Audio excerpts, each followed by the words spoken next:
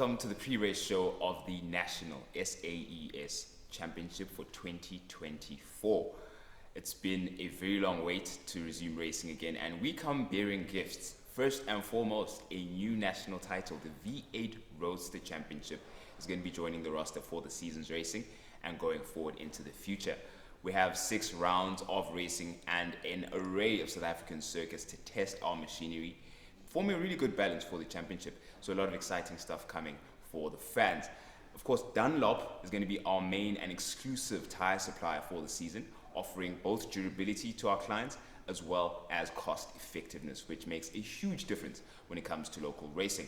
Omoda is joining us, of course, providing with course, race and safety cars for the next 2 years. A very valuable addition to this racing community. And the biggest news, the biggest gift we have for you, Christmas came a bit early, Supersport is going to be broadcasting all of our races live throughout the entire season, which is a massive step for South African motorsport and a chance to broaden our footprint on the motorsport map. To take steps forward, we have to take a few steps back. Let's have a quick recap of the 2023 season and see how it came to its climax. The opening round of the 2023 season at Swartkorp's Raceway was only a mere roller coaster of what had yet to come. A fierce battle for 209 laps between the Mercedes of Stradale Racing and the Lamborghini from Inter Africa Racing was eventually decided by Oranges and Western by 8 seconds only. The big surprise came from Class E, where Blackman and Briner won Class E and Index of Performance at first attempt. They would continue to surprise throughout the season, and JP Briner would end up winning the Index of Performance Championship at Kyalami. Redstar Raceway of Round 2 showed the reliability and strength of the Porsches, with the father-son duo of the Latagans and Tavares taking the win ahead of Oranges and Neveling in another Porsche. Round 3 at the Aldo Scribante circuit saw the resurrection of the Inter-Africa team of Xolile Litlaka and Stuart White. After a difficult start of the season, the Vereniging team dominated into the darkness of the Gqeberha racetrack. Oranges and Neveling managed to secure the second position and maintain their lead in the championship. The penultimate round of the 2023 season at Swartkorp's Raceway got everyone up from their seats. With Stradale Racing missing from the grid, Litlaka and White were on their way to a clean sweep when, minutes before the finish flag, their Lamborghini lost power. Miraculously, Xolile managed to keep the GT3 going until the bitter end, taking the lead in the championship. Hollywood wouldn't have managed the script that unfolded at the final of the season at the 9 hours of Kyalami. With the biggest grid in the history of the series with 41 cars, Stradale was immediately on the back foot when they had to swap their Mercedes for a dated Audi GT3. Their rivals Inter Africa Racing, on the other hand, managed a strong qualifying and taken an early championship advantage in the race. Oranges suffered a further blowback during the race when mechanical issues forced a lengthy pit stop. The road to the 2023 championship came to a sudden halt with 90 minutes left for Xolile and Stewart. An alternator problem ended their dreams in the pits, while Stradale Racing clawed their way back to 4th and a championship winning position. The podium was filled with shattered dreams and unexpected championship success. The 2023 season showed yet again that it ain't over until the fat lady sings. With one more round in the 2024 season, we have plenty of action to look forward to. It's definitely going to get exciting. Some old faces are returning to defend their crown and their territory, and some new faces as well. One of those faces are Samlin Racing. We got to chat with Sam Hammond and the team to hear about their foray into endurance racing for the 2024 season. I've been involved in motorsport for approximately 20 years. It started with some club racing and then progressed into more national racing. It's mainly been in the sports cars, some single-seater. Later on it became where my boys started doing karting, and from karting it progressed to polos, to super polos, and then to supercars, as you see behind me. That's where it started. Furthermore, we've now gone to the next level. We've now started our own shop, and with the aim of giving the youngsters an opportunity to come to SAE to do the endurance racing. And that's why we've expanded to put the Lamborghini brand as part of our team. So basically I started my racing career back when I was about 4. I started racing go-karts and all that. And then from then we moved up into the year, started racing faster cars, going into different series. And then in 2018 we went into our first season of VW Challenge, and that was my first season in main circuit, where we finished third in the championship. So it was a very good year for us. And then from there we went over to Polo Cup. We done 1 year in Polo Cup, and then actually in 2022 is when I got my first set of sponsors from this QV Motorsport. And then we had 2 good years of racing with them. We went into Polo Cup again in 2023, and we've had an awesome season with them. And then from then we've been looking for drives, and eventually we got the whole of Sam and all of them from Sam Racing, and got into a Lamborghini for this season. So it's been a big step up for us, but we're really excited for it. So we started with karting, and then from karting we moved over to Polo Cup in 2018. And then from there, from the first get-go in the Polo Cups, Trinity was by our sides, always supporting us. So it's been a long walk that we've had with Trinity. And they've just, we've just carried on, kept on building. And I think at the moment, what's coming this year is quite exciting to see what we've got in store. Trinity's been around for 15 years. So MKT is a new company who started about a year ago. So we do armed response, we do tactical interventions for the banks, tactical services, all the rough stuff that most people don't want to do. That's what we do. Obviously we've been involved with the racing since 2018, and we love it. Racing is in our blood, so we definitely love it. The idea behind it is to find some of the younger talent that has come through polos, super polos and so forth, and to give them the opportunity of having a drive in one of these cars. And it's also a different experience for them when they do an endurance race. It's more than a 12 lap or a 15 lap sprint race. It's more preserving the car, looking after you as a driver, and the overall experience is what we want to then have them experience before they go overseas or do other formulas of driving. I think a lot of youngsters will also go into the scene. We've got a big plan, so just keep watching. I mean, we're very excited to start off. It's definitely been a long way in the making. We've had a lot of seasons to build up to this, so we're really excited for it, and hopefully it can be a good year for us. It's our first year going into an endurance series, first of all, with a new team and a new car and all that. So it's a lot to look forward to and a lot to prepare for.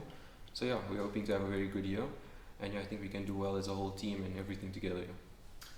I think there is a need for a stepping stone. Toyota and Volkswagen has been tremendous in helping develop talent in South Africa. I think in terms of endurance, it's very difficult to come from a Super Polo and jump in a GT3 car. I believe there is a need for youngsters to go to a GT4, similar to what we have, and then experience that in endurance. And then from there, the transition is much easier to a GT3 car. And then from there to go overseas, because then you understand the GT3 car in an endurance race. I mean, this is definitely a dream come true from thinking about it when you're 4 years old or whatever. When you start racing, you don't actually think, you have a dream of where you're going to end up. You don't know if it's going to happen or how long it's going to take to get there. And being there now, it's an amazing feeling to finally be in a GT3 car or Super Trofeo car, and being in endurance series. It's where you want to be, and hopefully from here we can go overseas and do well.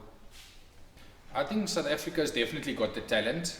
The only problem we've got here is the talent doesn't always have the money backing to be able to get into the circuit racing and to be able to drive the Polos, the Lambos, the GT3s.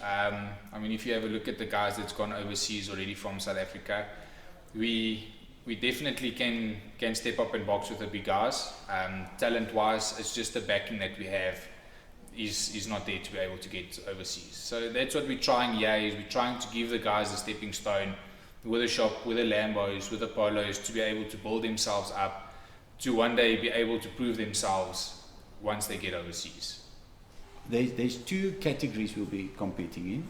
We should be in a position where we have 4 Super Trofeo Gallardos, original racing factory cars from Lambo, which we're aiming to run. Some of them will be run with gentleman drivers, and some of them will be run with youngsters. And we're trying to team the youngsters and the gentleman drivers in their own categories. Then more to that, we've got a Super Polo, endurance polo with Volkswagen built, an unbelievable car. and that will be run by 2 youngsters in the endurance series competing in Class D. So we should have 5 cars effectively on the grid. So we've got the car behind us. We're going to be doing the SAES with me and Davy van der Merwe driving the car in the first round. So it's a car built by Volkswagen, about 300 kilowatts, about a ton that it weighs, extra downforce, aero on the car. So this is a monster of the car that we're going to be racing this year. So yeah, the car we're driving this year is a Lamborghini Gallardo Super Trofeo. And then, yeah, so first of all, the biggest change that we have is that it's left-hand drive. So from all our years racing right-hand drive, now going into a left-hand drive car, it's a bit of getting used to, you know, your spatial awareness, all that. And then, yeah, seating position, you sit as low down as possible. You feel like you're in the cockpit of like a fighter jet or something. But yeah, it's definitely a fun experience to drive the car. It has a lot of grip being four-wheel drive. Yeah, so even braking is tremendous. Cornering, it has so much grip. It's a completely different car to drive compared to what we came from being a Polo Cup car. I think this car at Redstar is going to be a bit of a pocket rocket. I think it's going to amaze a lot of guys as to what this car can do around Redstar. The shorter wheelbase, front wheel drive, the way the car turns. I think it's going to give a lot of the bigger cars a bit of a fright. No pressure, but we're going to do our best. We're going to try. I think for us right now, this year will be a development year, and we don't want to put pressure on the drivers right away, but we could have a couple of surprises. I don't think it ever gets old. Every time you get in the car, the butterfly starts, the nerves kick in, you start wondering about what's going to happen, how do you want to execute the race. There's a whole scenario that goes down, and I think if you don't have the butterflies and the stuff, then you shouldn't be doing it anymore. Then you should move on to something else. So I mean, yeah, the mindset is completely different. You know, you're going into a long stint, you have to manage the tires, manage the brakes and all that. You can't just be going into the first lap all full out in that, because yeah, you know, the car's not going to last towards the end of it. You need to preserve the car, preserve the times and all that. So it's a completely different format to normal sprint racing that we've been doing. But yeah, I'm definitely up for the challenge, and it's going to be something that hopefully we can do well in. Don't tell my wife, but it's a Father's Day gift for myself. But I'm actually joking, it's not. It's a Lamborghini Huracan Super Trofeo Evo 2. I'm a big Lambo fan. Drive a few Lambos before myself, so yeah, I'm a big Lambo fan. We've recently been able to get the upgrade from Lamborghini, Italy. And in the next 2 months or so, you should be able to see that on the track. And it'll be the first Evo 2 in the country. It'll be very special to have that in South African circuits. Like I said, the racing is in our blood. We love the racing. To go out in a Lambo, to get the clients out in a Lambo. I mean, where do you do that? Ever. It's a real, to go out, it's a privilege to go out in a Lambo. You don't get people going out in a Lambo, even in the Polos. To take our clients out to do that on a special day, it's amazing. There will be a second leg to this business model, and it will be corporate and track events. The track events is, I believe, there's a market for the Lamborghini brand and for people to want to experience, the public.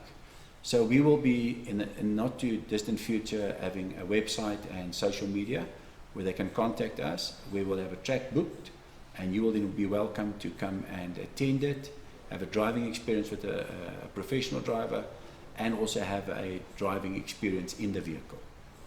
Yeah, some of our clients do love the racing scene, so it's always nice to take a client out, spend a nice day, have a braai, have a racing car, the sound, the petrol smell. It's part of you. So, yeah, for us to build the brand, we're obviously in it for the long run.